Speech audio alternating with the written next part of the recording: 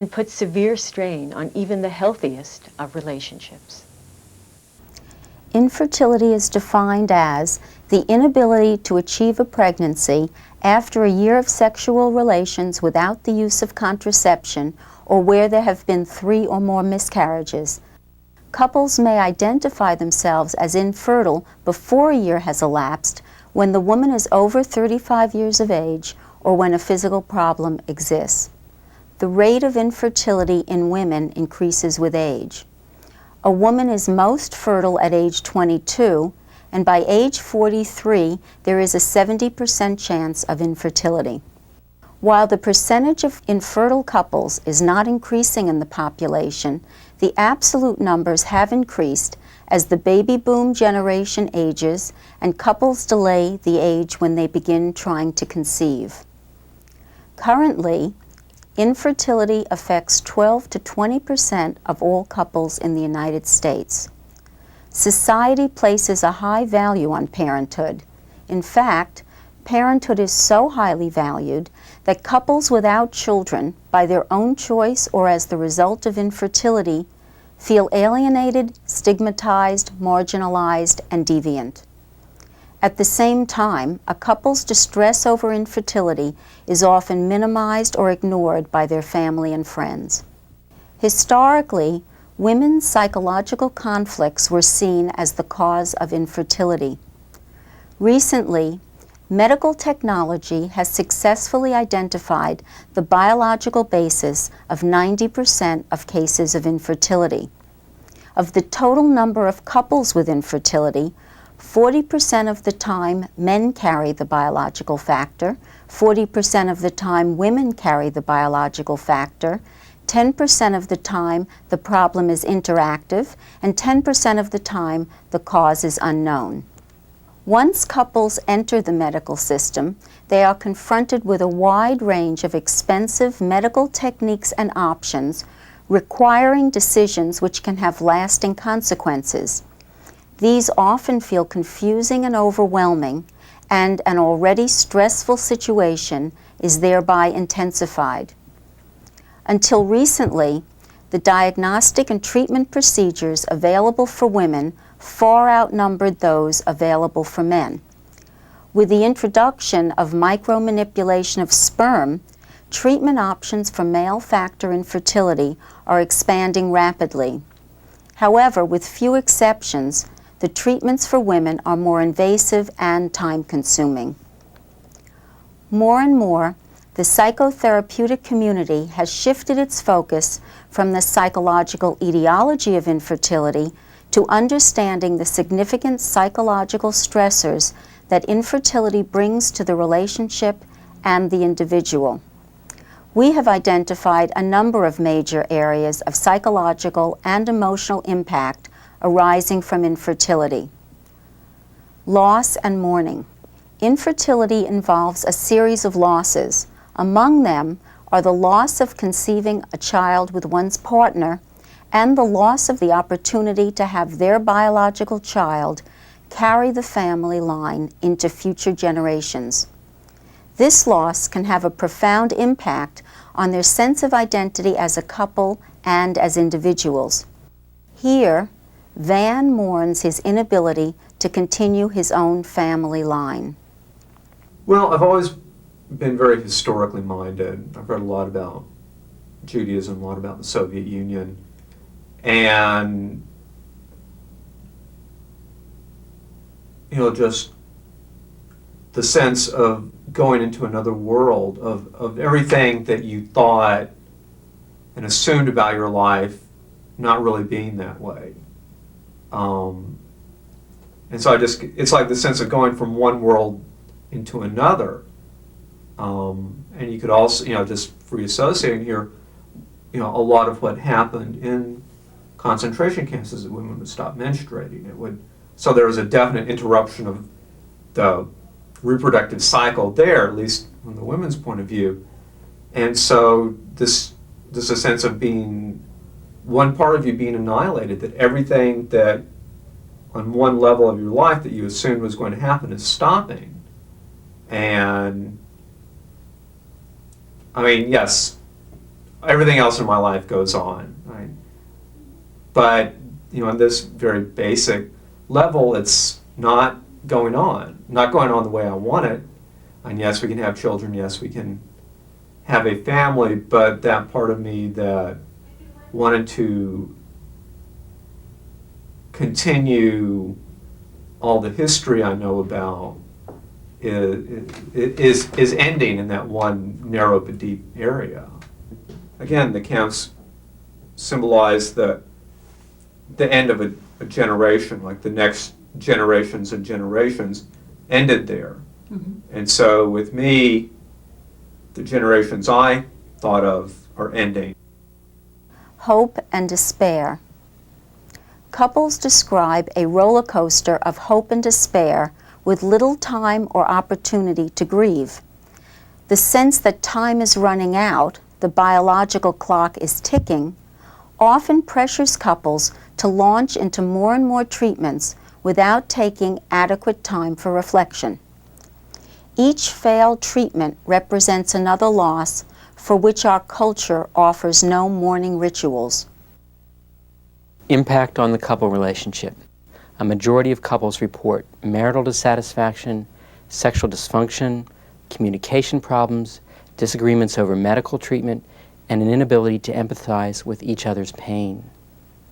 Devoting so much energy to becoming pregnant means that both members of the couple are putting aside other activities and interests.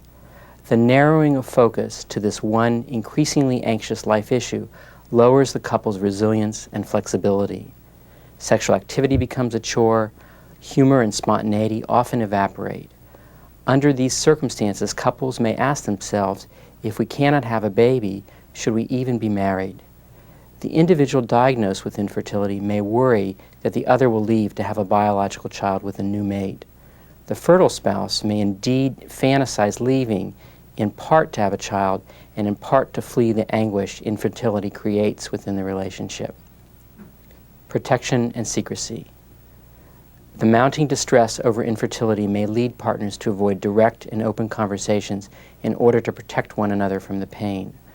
When the man is infertile, the woman may collude with her husband to keep the infertility a secret. Secrecy can increase the couple's sense of isolation and resentment. This can compromise the couple's ability to manage the infertility as well as other aspects of their relationship. Isolation. Couples with infertility experience their fertile friends and family as insensitive to their plight. They are often greeted with unsolicited advice and unfounded myths such as just relax or adopt and you'll get pregnant. Couples perceive such well-intentioned advice as intrusive, embarrassing, and blaming. They gradually share less and less with others. They distance from family and friends and often avoid child-centered occasions. Those who know about the infertility may become uncertain about what to say, and those who are left out of the information loop may be unaware of the couple's distress. Here, Van comments on how alone he and Rachel felt when they first came to therapy. When we first came in here, we were in just a very bad place for both of us because there was no channel, there was no outside way, no outside opinion where we could share our pain and our problems. It was just the two of us trying to climb out of a ditch together, but nobody would throw us a rope. Out of sync. In moving through the process of infertility, partners may become out of sync with each other. One may be ready to proceed with medical intervention, while the other is not ready to move ahead. Their increasing frustration and anxiety and the pressure of advancing time tend to exacerbate their differences and diminish their ability to support each other and think through the decisions they face. The donor triangle. Here, Van expressed his mixed feelings about donor insemination. Rachel made a point a couple of weeks ago about she's really afraid if we had a baby that way, then I would hate it or that I'd have a lot of problems with it. And I will grant that's something I ought to think about because the images of infertility that come to my mind are just devastating. It's like literally the end of the line. Couples must grapple with the decision to use donated gametes and with the consequences of using known or anonymous donors. They must also struggle with the implications of secrecy versus disclosure for their child, family, friends, and associates. While couples were once advised to keep donated gametes a secret, there's a growing movement to make this information more open. Here, Rachel struggles with her anxiety about donor insemination. Notice how her feelings of violation intensify as she thinks about the unknown donor. You know, I know that when two people make love and create, you know, a child, conceive a child, that there are a lot of unknowns. You don't know what the child's going to look like, and you don't know, you may have some sort of horrible birth defect and blah, blah, blah, blah, blah. But at least you both know, unless it's rape or something, but in this kind of a situation, you both know each other, and you sort of, you know what you're getting. Mm-hmm. I mean, I almost feel like it's almost monstrous to think of some complete, utter strangers. You know, it feels like it wouldn't Joining even be, with you. yeah, like it wouldn't even be mine. What helped Rachel and Van talk about their experiences, their losses, their innermost thoughts and feelings? How did the therapist help Rachel and Van through their ordeal with infertility? Here are the therapeutic ingredients that contributed to the creation of an environment that was both safe and structured. Telling the story, refocusing and externalizing the problem, speaking the unspeakable, exploring meaning and belief systems, using metaphors, designing mourning rituals, telling the story. While our work with a particular couple may focus more on some of these areas than on others, we always begin by exploring the couple's experience with infertility and ask them to tell us your story. From this story, we track the couple's interactional and communication patterns. We explore the couple's relationships with their families, their friends and associates, and the medical system. We ask about their beliefs and their family legacies about children, parenthood, and infertility. In their first session, Rachel and Van begin to tell their story. What I'd like to know to start with is where you are in the process of this problem, and how long, what you've been through. We had started trying to get pregnant in November, not this 98. past, yeah. And You've been married how long? we were married in September of '89, but we're both in our 30s. And anyway, I felt that there was a problem by January. I felt that there was a problem. I just sort of knew there was a problem. But it wasn't until June that I was able to find a doctor willing to take me seriously. What would happen when you would ask? Oh, you're nervous, relax, these things take time. You know, there was just a lot of talk about, I was trying too hard. And We had also, during this time period, left New York for Connecticut. So what the thought was that you were under stress anyway? Was Well- that kind of the inference? who knows, But you felt not listened to? Totally, I felt that, in fact, one doctor, once we got up to Connecticut, I went to see a woman obstetrician who basically said, didn't ask me any personal questions at all, assumed that I did not work, assumed that I was a bored housewife, that was neurotic bored housewife, and said, if you had something else to occupy your time, you wouldn't be so neurotic about this. You haven't been trying long enough. Refocusing and externalizing. As we work with a couple, we shift their focus from we are infertile to we are struggling with infertility. By making the problem external to the couple, the shame and blame that are often associated with the infertility are reduced. Speaking the unspeakable. The conflicts generated by infertility can lead to increased polarization or protective silence. These patterns can result in important thoughts and feelings going underground. Therefore, we routinely offer separate meetings to each partner in addition to the couple sessions. In these individual meetings, we encourage the discussion of topics each partner had previously kept secret. Once the topic has been opened up, we ask a series of focused questions and we encourage couples to continue talking to each other. Such questions were put to Van and Rachel to help them speak the unspeakable. In their case, donor insemination. Do you want me to give you some of the questions to ask, or do you want to come up with those yourself? I don't mind having the questions. What is your worry if you tell Van all of the feelings you have about your egg and his sperm not being able to meet and make a baby? And so for you to really think about what you worry about if you were to tell him all your feelings. And to talk with each other about that. So that's one question. If you feel you've discussed that enough so you can move on to the next question, then it will be, what do you imagine it will be like when you tell people, first after you've made the decision to do it, and then what do you imagine will happen once you get pregnant? So I'm going to tell people it was a miracle. but that's another thing is, do you tell people, do you not tell people, do you tell certain people in your Someone on the family? Lubavitch or Rebbe, yeah. But that's another question, which is, whom do you tell? Who's it kept secret from? What are the implications of keeping it secret? What are the implications of making it open? What do you think your family's response will be? How are you going to react to your family? That question.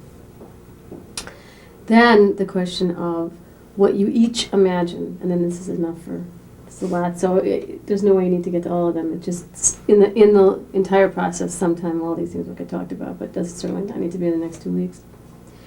What do you each imagine the other one will feel if you have a baby in this way?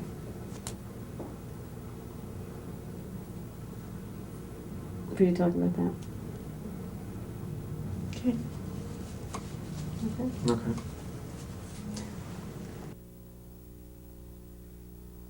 Exploring meaning and belief systems. Couples are asked to describe the impact of infertility, how it affects their perceptions of themselves, their partners, their relationship, the past, and the future. We try to highlight each partner's unique ideas related to sexuality, gender roles, children, and parenthood. Explicit questions about assumptions are asked, such as, what does infertility mean to you? How has infertility shaped the way you see life, yourself, your partner? How is it connected to your view of yourself as a woman or a man? Another layer of questioning is focused on how gender-specific family and societal messages influence couples' thinking and feeling. Who else in your family would see it this way?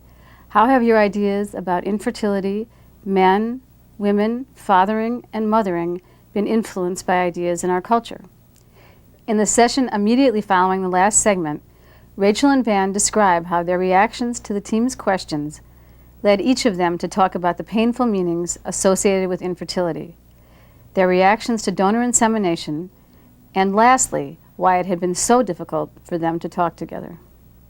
You had asked why I was hesitant to tell him those things, and I think I didn't want him to feel that I was criticizing him because I felt that he felt badly enough and that he would take my sadness as some sort of criticism, but he said that it just echoed his own. Well, yeah, because... What were they, though? Could you say something about what it was you talked to him about?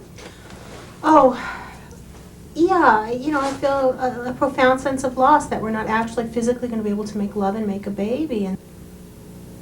And what happened when Rachel talked to you about Well, that? initially, I guess it was when we were on the train going back, Rachel said that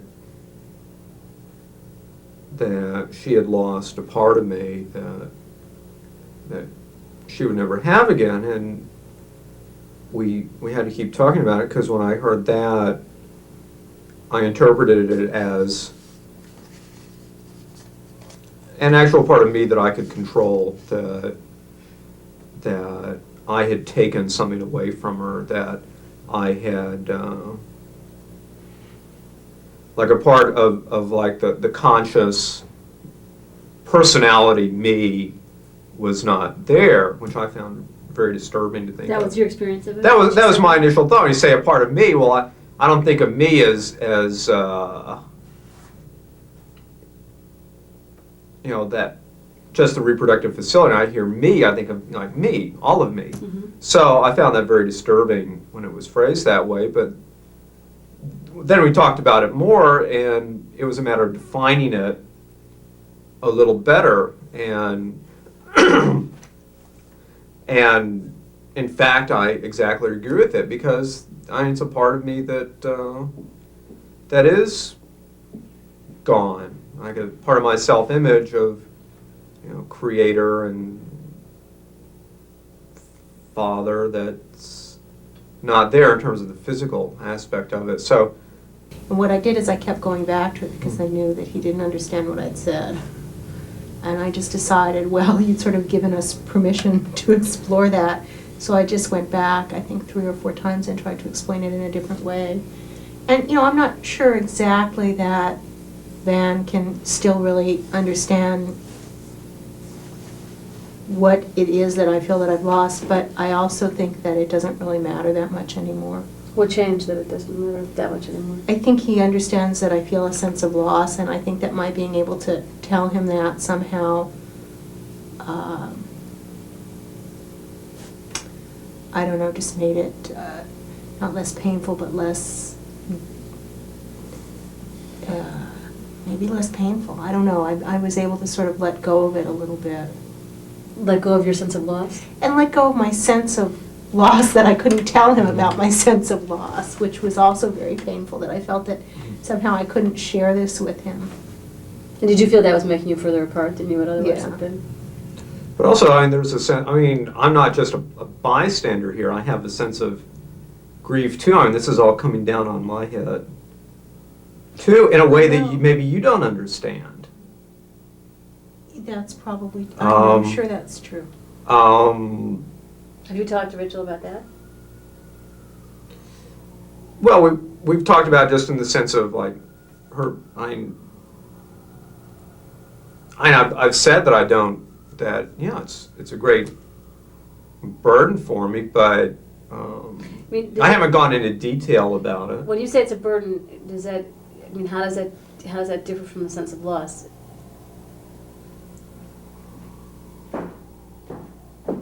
Well, the term that comes to my mind is identity, self-identity. I mean, how do men define themselves? I mean, through ability to have children, through work, through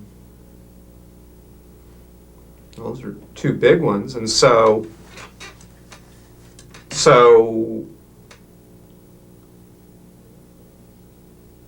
you know, the shared loss is of us not being able to have a child together in the natural way. But for me, there's like a whole nother, you know, an issue of identity and who am I? Like, what does the world look like now? And I was just thinking about that a few days ago. Like, you know, my worldview is like fundamentally shaken by this. Like, it makes me ask, like, who am I? Where am I? How did I get here? What do I do with myself with this realization that one of the defining factors in my life ain't there, that it's not going to work? I mean, yes, it'll work, you know, hopefully we'll have a child and then I'll still be able to be father and do all that, but on sort of the, you know, the apocalyptic level, it's a real slap in the face to me. And it's an issue for you, but it doesn't affect your femininity, your sense of... Yes, it does. Does it? Yes, it does. And, you know, Yeah. I felt that I was really okay with this, but I'm not, because I realized that I really was not being heard. Yes, it does. You find this, I know you find this hard to understand, but it does affect my femininity. I can't help feeling like maybe there's something wrong with me too, Van. I know that biologically it's you, but I have a terrible sense of failing and failure too. And, you know, yes, I am sensitive to how your worldview has changed, and I'm in pain with you for that. And I think I am extremely, I can never know exactly how you feel. I'm not you, and I'm not inside your body, but I think I'm extremely sensitive to the kind of loss that you're experiencing, and I don't know why it was important for me, but it was important for me to understand somehow that I've experienced a really profound loss too. Well, it's a loss for both of us. It's a loss for both of us, and it's a loss for you, and it's a loss for me. I Yeah. guess what I really wanted you to understand was that I, too, these past months, have been in pain for you and for myself. And I guess the last time we were here, I was very upset because I felt that I hadn't been able, that you had shared your pain with me as you should have, and as I'm glad you did, but that I had only been able to share with you my sadness for you. And that you were not, I felt that you were not able, I don't even know why this matters to go into, but I felt that you were not able to understand that I had my own sadness and loss, and for some reason it was very important to me to have you validate that. To have somebody validate that it wasn't only Van that was the one that had loss. You know, I mean, society has told me in so many words, society being parents, friends, whatever, you know, that Van's loss is really the tragedy, that I shouldn't, I mean, people have even told me don't cry in front of him because it'll make him feel guilty. It's just that everybody, this is probably not true, but my perception is that everybody acts like I should be really happy that I have this option. Well, I'm not. I don't want it. I mean, that's probably what we'll do, and then I'll be happy and we'll have a baby and I'll be happy, but you know, I don't want to just have a baby. I'm going to have Van's baby. And it's going to hurt to have a baby, and it's going to be messy, and it's going to change my life, and it's going to, you know, the burden is going to be on me. I mean, in childbearing. In child rearing, I'm sure it is. It just is in society, no matter how well-intentioned the father is. And, you know, why should everyone assume that I should be so goddamn happy to go out and get inseminated by some complete anonymous, faceless person's sperm and go all through that? I mean, I know that I'd be going through it for us. I know, like, intellectually, I understand. Two different reactions. Yeah. But, And part of you feels like, why should you go through all this for some schmuck, yeah, who's putting himself through college by jacking off into a cup. I took a break to consult with the observing team and then brought their reflections back to the couple. The other thing that we talked about too is that the women in the group were saying that they felt that they understood that you would feel what you would feel, that you would have those kind of feelings about not having a child with Van and about having this anonymous, you know, sperm in you. And that one of the things is that you feel it with, you know, such intensity that that you were able to take the risk to really tell Van about it, because up until now it's been your loss, really, like, you know, that your inability to produce a child has been those things that's been talked about, and you've had to be sympathetic to Van, and that you were able to take the risk before therapy or before talking about it with a therapist to tell Van just how you feel about that experience and to take that risk.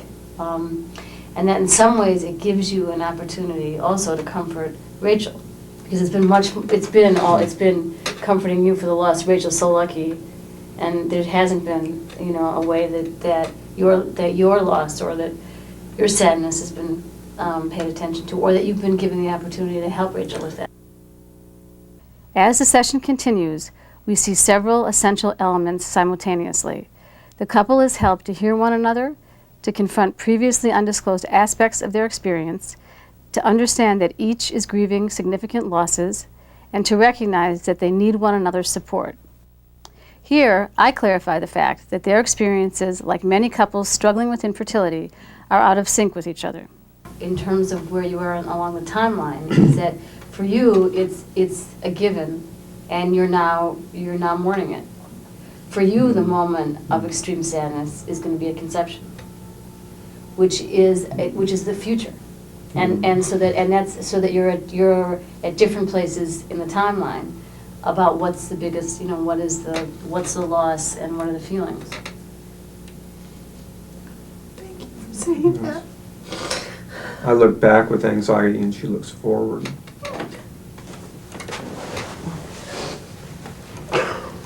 Okay.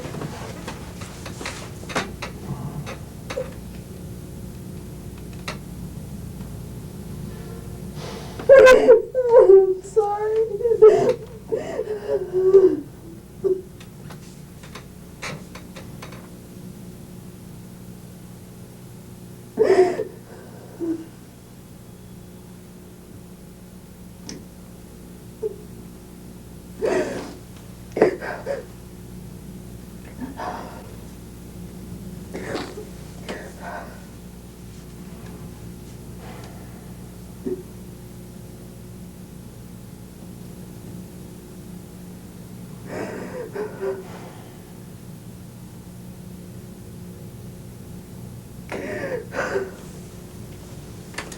Sorry. Very sorry too. It's okay, Rachel. It's okay. I'm here.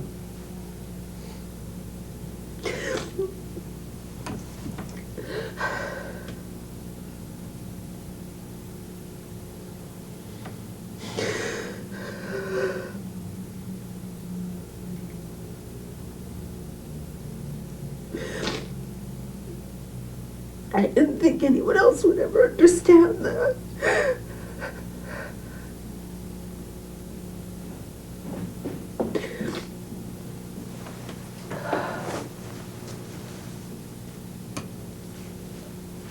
I'm not sure that anyone else ever will, outside of this room. Metaphors used by couples to describe their experiences with infertility often reveal their most negative opinions about themselves, since infertility elicits feelings of abnormality, deficit, and defect.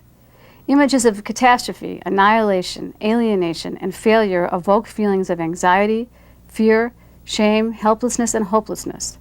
Here, in an individual session, Rachel describes Van's metaphor for himself. He uses the symmetry of a lone wolf. He's a lone wolf out there on his own on the tundra, and he has to survive on his own. Metaphors can also offer a way out of the negative descriptions and language of dysfunction and deficiency that are prevalent in the culture at large. We try to encourage couples to transform constraining metaphors into ones that enhance their views of themselves. Here, Rachel is encouraged to work with Van to modify his lonely, isolated metaphor.